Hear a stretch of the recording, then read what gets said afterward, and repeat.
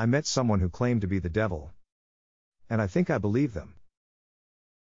Let me start off by saying that I'm not particularly religious. If you asked me if I believed in God, I'd probably just shrug, grunt out a few words about being on the fence about it and continue with my day. Of course, that was before last night. My friends are the kinds of people who like wild nights, crazy parties, snort a bit of coke, take a bit of E in the bathroom, maybe hook up with someone and leave a text on my phone at 10 past who the fuck knows telling me they don't need that ride I'm offering after all. Not to say I don't like a drink, I do, it's just. Clubs aren't my style. Lying low in a pub somewhere, drink in hand, listening to the TV drone on to whatever channel some scruffy guy in the back barked out for. I guess that's my idea of fun. So when my friends tell me they want to go out for a night on the town, I say sure. I hang on for the first club, buy a non-alcoholic beer in case my car's required and try to pretend that I'm having fun. By the time I see them grinding on girls, on guys, when they strike conversation with someone who definitely might be a dealer, well, I decide my services are no longer needed. We aren't too far out, the night tube is on beck and call and I can always find my car the next day. That's when I wander out of the club, look for something a little more rustic. Not that that's hard to find, not at all. I found myself in a bit of a state inside of a bar called the Ragged Feather. Wasn't a fan of the name all that much, but the drinks were cheap and the largest demographic seemed to be middle-aged men watching reruns of the football. I tried to pretend I hadn't just staggered out of a club with my ears ringing. I slicked my hair back, slipped my phone into my hand and wandered over to the bar. I took a double shot of whiskey and drank it in one hit. Just because I wasn't at the club didn't mean I couldn't have a good time. I hung at the bar a while on my own, scrolled through my phone pretending I was doing something far more impressive than I really was. I kept an ear out for the guys on the sofas. They'd get vocal every now and then. I think the football, just running highlights, but they were incredibly dedicated to their teams. I got another whiskey and bled into the background. Of course, stragglers from clubs are commonplace. It wasn't long until some scantily dressed women staggered in, laughing, chuckling, pointing for where they wanted to sit. I saw a guy walk in with his friend slung over his shoulder. Catatonic, most likely. He threw his friend onto one of the leather sofas ingrained with beer and smokes and demanded 2 pints of water and all the peanuts the bar had in stock. The bartender seemed bitterly amused. Some of the girls were taking selfies, Snapchatting their friends who were still at the club. They were ordering shots, gearing themselves up for the next leg of their night. A couple blokes wandered in with curries and takeout trays. I saw someone eat a Big Mac on the outside seating through the window. This was a night for the young and inebriated, and my mind was just dulled enough by the whiskey to enjoy the characters I could watch peaceably without interacting with. That is, until someone slipped into the seat next to me. Do I look like a girl with daddy issues? She was of average height, although that wasn't apparent immediately due to the fact that she was leaning her arms heavily against the bar. She was slim, with short and astoundingly bright red hair. It framed her round face, a face that was marred with smudged eyeshadow, smudged lipstick. Hell, it looked like her makeup was in the process of melting right from her face. There was a chip knotted into a curl in her hair, just by her forehead. The drunk side of me was actually tempted to pick it out. The girl was clearly drunk, and as I looked around the bar, I couldn't quite place where she had come from. She didn't belong to the crowd of selfie takers, she wasn't with the catatonic guys. I hoped for her safety that she wasn't with the middle-aged men. I tried to look out the window, to see if maybe a group was missing one inebriated, bright-haired girl, but I couldn't. The window had fogged up. Too much heat inside, not enough outside. "Are you okay?" I asked her. She pointed her finger. "Me? Answer my question," she slurred. I really wasn't sure what to say. I settled on staring at her awkwardly, trying to answer her with a bemused expression on my face. The girl's lips curled into a drunken smile. She snorted, placing a hand over her mouth to smother her laughter. It only really aided the deconstruction of her lipstick. "I do, you know," she said, pushing herself up a little against the bar. "Have daddy issues, I mean. In case that wasn't obvious." She gestured to herself. To the mussed clothing that must have looked quite spectacular when she'd left home that evening. To the stains that looked a lot like old food. The sticky residue on her neck and shoulders that was quite obviously a thrown drink. "What happened?" I asked her. Her hair had curled around her neck, I realized. It was sticky with that same substance. She was a wreck. I got in a couple of fights, no big deal, she said, shrugging. Didn't start any, of course. No, I don't do that. But my father. Your dad did this to you? She smiled brightly. In a way. Do you need me to call someone? I already had my phone in my hand. The girl looked like she was probably in her early 20s, but that didn't mean she couldn't have been suffering from some kind of paternal abuse. The only number I knew off the bat was Childline, which wasn't quite appropriate. The police. Jesus, was I going to have to deal with the cops tonight? While my friends were snorting coke not 2 doors down? The girl pushed my hand down firmly. She was already shaking her head. No, she told me. I don't want you to call anyone. Now her expression changed. It wasn't the attempted sultry look I'd seen on many girls of her state, it was open and wide and engaging. She wanted something from me and I felt compelled to give it to her. I want something else. What do you want? I asked her. To tell you a story, the girl said, before glancing to the bar, and for you to buy me a drink. The universe is sometimes, and I'm afraid I think I might have lost my wallet. I laughed. I didn't know this girl, didn't know where she'd come from at all. My nights were generally about getting comfortably wasted and making sure my friends weren't dead in a ditch by the end of it all. I was used to getting hit on every now and then, but even as I was sat on that bar stool with a drink in my hand, I knew that this wasn't what this was. This girl had no intention of getting into my pants. All she wanted was to talk. I guess I was okay with that. What's your poison? I asked her. Her lips quirked. Appletini.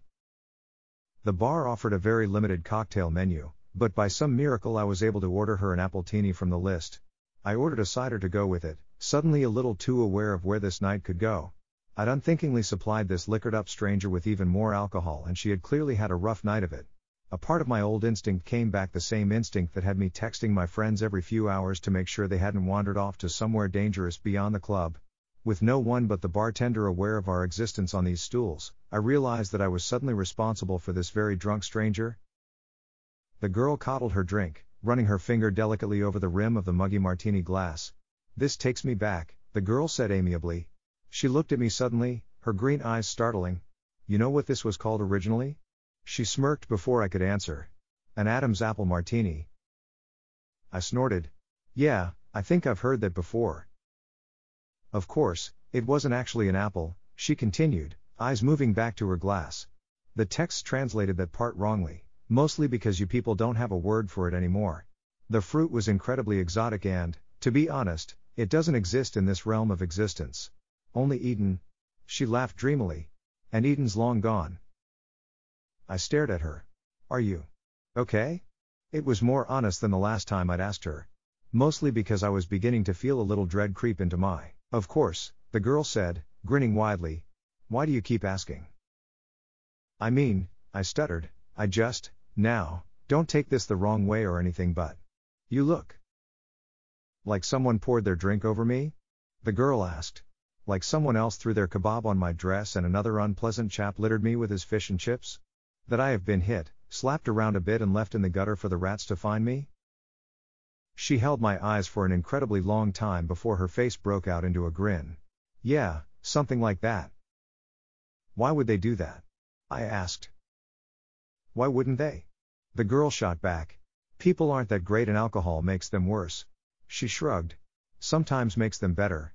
Nicer, a little looser in the sack. But mostly just annoying and a little smelly.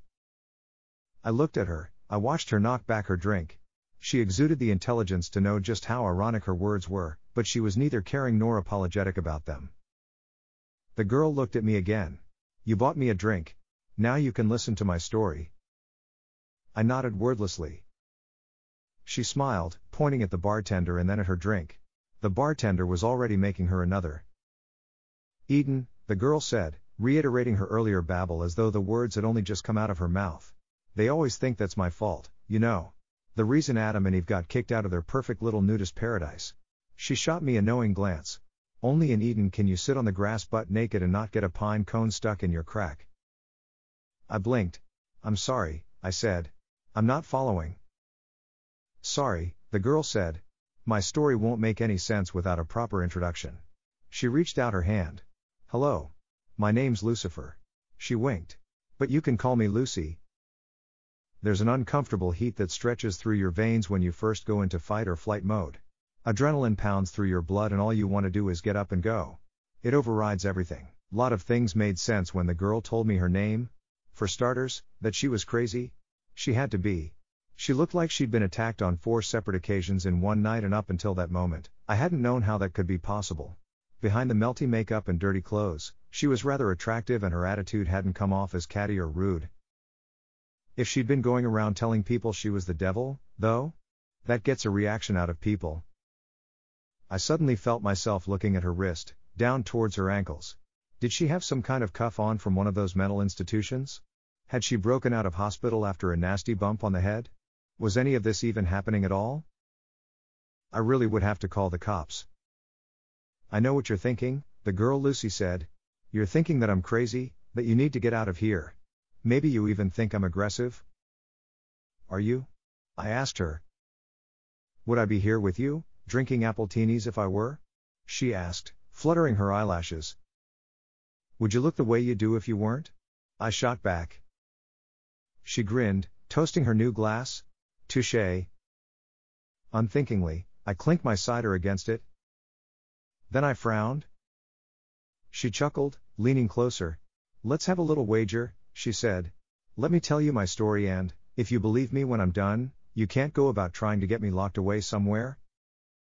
I stared at her. If I ended up believing you, then why would I do that? She smirked, sipping her drink. You'd be surprised what people do when they believe you're the devil. And you do this often? I asked. Tell people you're Satan? She snorted into her drink. Not as often as I should.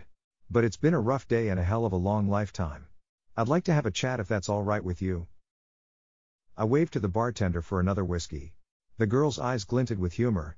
I wasn't necessarily trapped with her, but a part of me didn't want to leave, first hearing what she had to say. Besides, at the end of it all, I couldn't just leave a crazy girl to wander around London alone at night. So, I said, taking a swig of my drink, Eden? Lucy laughed. Adam and Eve? I continued. You're saying that's true? God created 2 humans and we all came from them? God made 2 prototypes, Lucy corrected with a raised finger. My father created angels as his toy soldiers, but he had failed to make anything like himself. After us, it was his next big project and he spent every waking hour of existence slaving over his 2 prototypes. He gave them a perfect utopia to live inside of, but he wanted to test them. He wanted to know whether they had free will. And did they?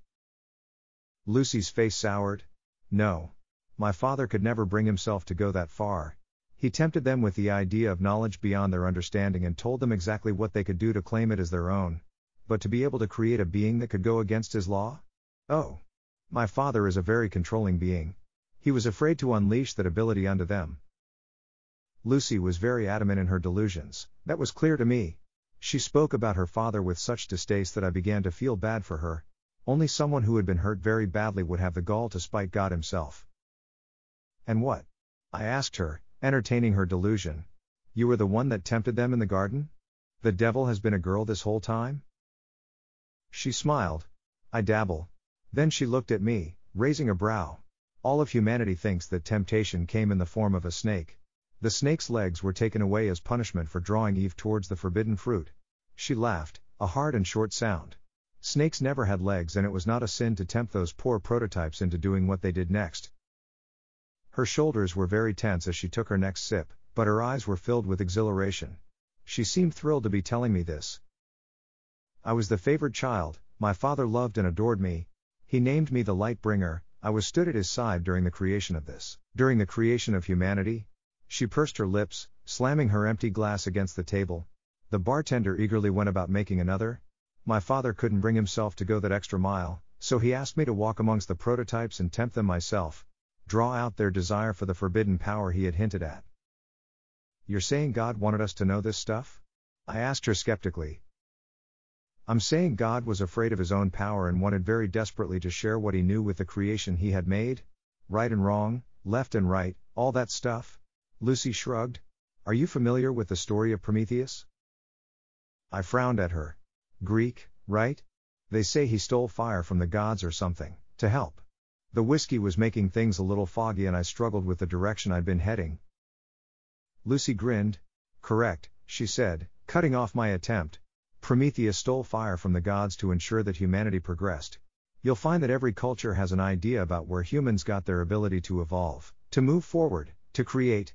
God was the creator, and he wanted to give that ability to his prototypes. I gave them that ability by tempting Eve to eat the fruit. She shrugged impassively. Now the world sees me as the ultimate evil. If what you're saying is true, I said slowly, then God must be just like us. Lucy's lips thinned into a feral smile. My father is very egocentric. He may have planned to create you in his image, but in the end all he managed was to mold your minds into his. He gave you autonomy, the ability to think for yourselves. His angels were his soldiers and I was his most faithful. Until that day. Angels don't have free will. No, Lucy said, they don't. And what about the devil? I don't know why I was suddenly so intrigued, but hearing religious ideals from someone who believed to have lived them herself was quite possibly one of the most interesting things that had ever happened to me. I may have only ever visited church to please my parents as a child, but suddenly I was reawakened to the idea. A part of me was aware of this and afraid of the outcome, but I, just drunk enough not to care at that moment. The devil has will of her own, Lucy said, tilting her glass towards me with silent appraisal. By guiding Eve to the tree, something woke inside of me that day and I realized just what I had been missing. Just what my brothers and sisters had been missing. We were obediently following our Father for the simple reason that he was our creator, but once I had been given free will, I realized just how pompous and self-entitled he had become. In a lonely, passion-filled moment he had decided to create his little human prototypes, only to very quickly realize what giving them their free will would mean. He wouldn't be able to control them, I said. Lucy nodded. Exactly. And after, he realized quicker still that he could no longer control me. So he sent you to hell. Lucy nearly choked on her drink. She smiled around her glass. Let's not get ahead of ourselves. I sobered a little, straightening in my seat. The people in the bar were suddenly so quiet around me and I no longer cared what they had to say or the characters that they portrayed. The only character I cared for was Lucy. I tried to explain to my siblings what had happened in Eden and what had happened to me by default, but they wouldn't listen to me. They didn't understand free will, how could they? I only knew it because I'd been given it by mistake. At that moment, I didn't even know that I had free will, only that I was suddenly aware of all of my father's flaws. My siblings couldn't see those flaws and so they thought I had suddenly turned cruel and was abandoning our father by exposing him as a sham for the ruler we all thought him to be. Lucy sighed heavily. Adam and Eve and all the creations that followed were booted out of my father's perfect little utopia. Now they had his knowledge. My father was terrified of what he had done. And after what had happened to me, I could recognize his terror and understand the loneliness he had felt that had guided him into using me in the first place. Lucy's eyes were heavy-lidded, her sadness was almost palpable. I thought that he would want to spend even more time with me than before. After all, we were more alike than any of his other. But he became distant, quiet. He played around with his little humans every once in a while, but mostly he condemned them. He blamed them for his weakness. She smiled weakly. He blamed me. Lucy's story was turning more and more into that of a child with a distant, somewhat abusive father. I had known many kids with a background like hers, and now I was beginning to fear just how much of her story was rooted in truth. I'd heard that it was easier to sink into fantasy when you had been abused, and I wondered if that was the reason for her story. For her desperation to share it with me, a complete and total stranger. I respected her wager. Whether or not I liked it, I felt compelled to let her tell me her whole story before I tried to judge or unravel it. I sat quietly, letting her come around as she played with the last of her drink. It became clear, Lucy said after a long moment's pause, that I no longer belonged where I was. I couldn't follow my father's plan because I could see that he no longer had one.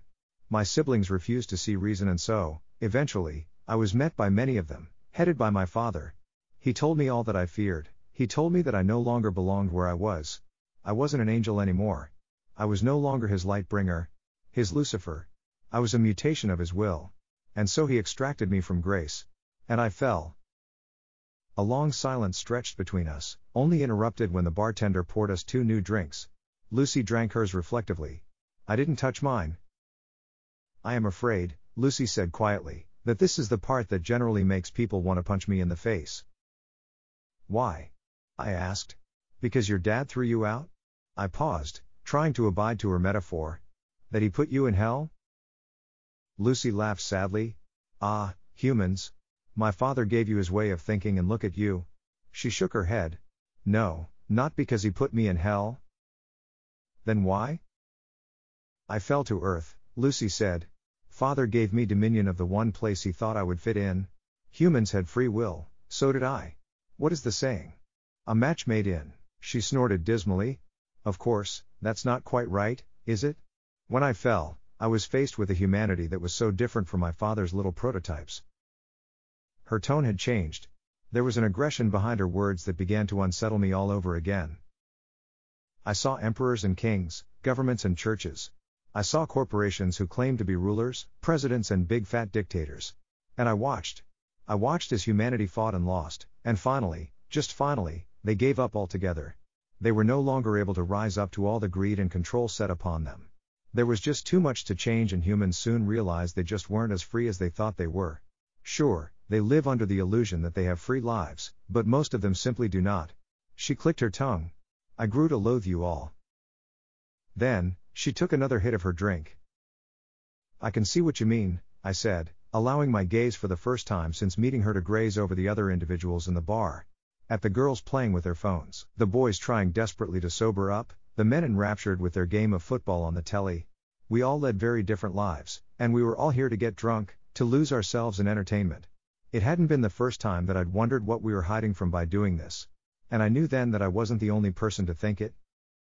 You hide behind your alcohol and poor choices and pretend you have free will, Lucy said, waving her hand across the room. No one paid us any attention. It's true my father gave you the will to make those decisions, but you squander it.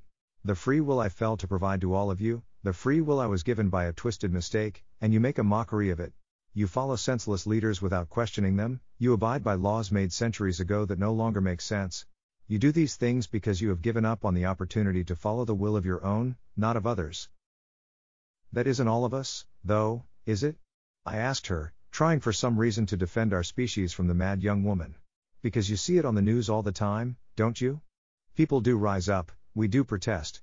People can make a difference. Laughed bitterly, nibbling the rim of her glass. Really? She said. You can sit here and say that it can't be all bad because of the few that refuse to conform? Those you call your rebels? They make up for it all?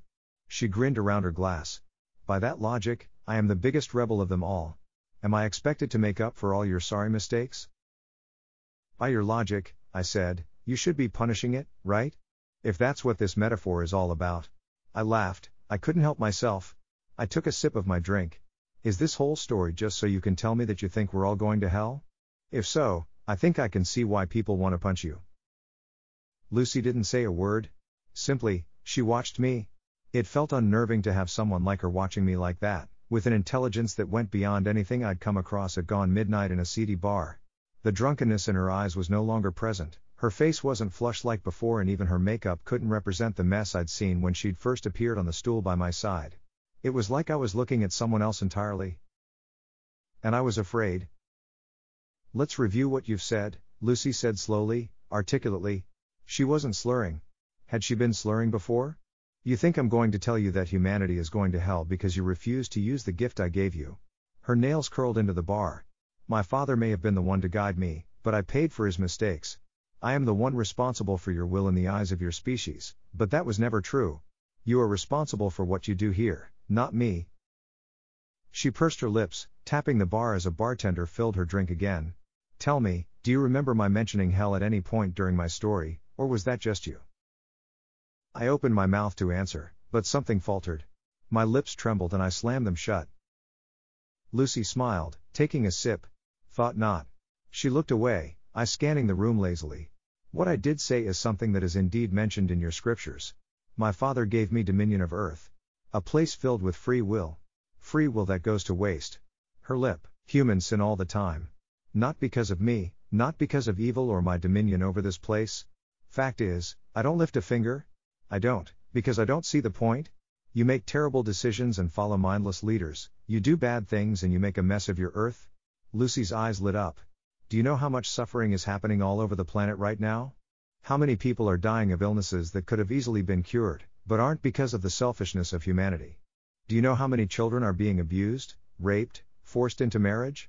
How many people have been forced to become soldiers in meaningless wars? How many humans have killed for ideals they don't believe in? I stayed very quiet. There was nothing I could say. Lucy's words were unbearably honest and every sentence sliced into me like a blade. I felt cold and sick and terrified. War, famine, pestilence, death, these things are all present and they have nothing to do with me or to do with any deity. They are all here because of you. Not because of your free will, but your inability to use it. Lucy smiled at me, a grin so cold and unnatural that I felt like I should run all over again. But I stayed where I was, frozen to my very core, because I wanted to hear what she had to say. Because I needed to. And here's the kicker, Lucy said. Because this is the part that actually enrages people enough to kick me. She winked. Hell isn't what happens after you die. Hell is right here, right now. Somewhere through the many scriptures, a few words got crossed over and people started thinking that hell was a punishment after you die. Fact is, hell is earth. My earth. God gave this place to me to do with it what I will and I refuse to do anything. What are you saying? I asked, because I was suddenly very desperate. Exactly what you think, Lucy said, toasting her glass. I didn't reciprocate, and she laughed. A light and airy sound.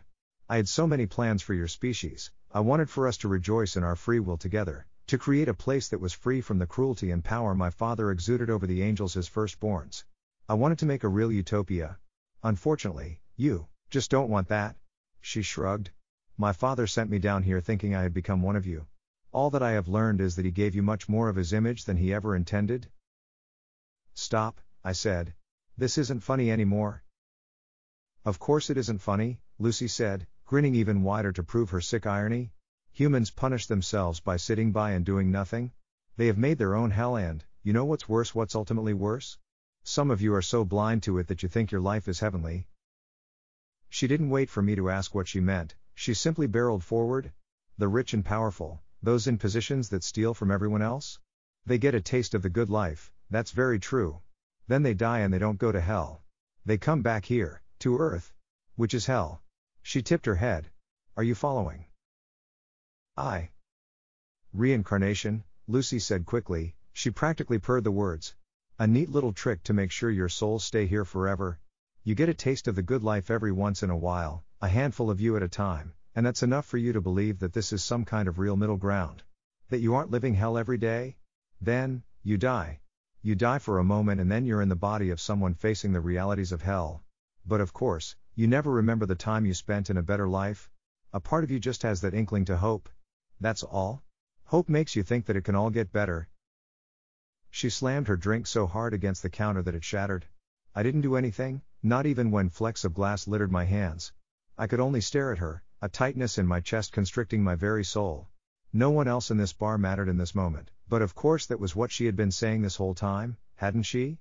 None of them noticed the scene, they were caught up in their own realities, their own hells. The bartender didn't clean the mess. The glass lay there, remnants of Lucy's words lying in a stolid mass on the streaked wooden surface. It never gets better, Lucy spat. You are stuck in and, until you do something about it, you will never be free. None of you. And I won't do a thing to stop it. How? I asked. I don't know when I started seeing the girl in front of me as more than a girl. But with a weakness threatening to pull me apart, I stared at the bright-haired thing in front of me and I saw something more than a human in her early 20s. I saw more than a girl suffering abuse from her father. I saw a fallen angel. I saw a being with scars buried so deep that they existed beyond this realm of seeing entirely. I saw something that I would never be able to write down in words, no matter how long I lived. How do we change this? I begged. But Lucy didn't answer me. I didn't blame her for that. Blame gets thrown around so often and I knew then that she was sick of that.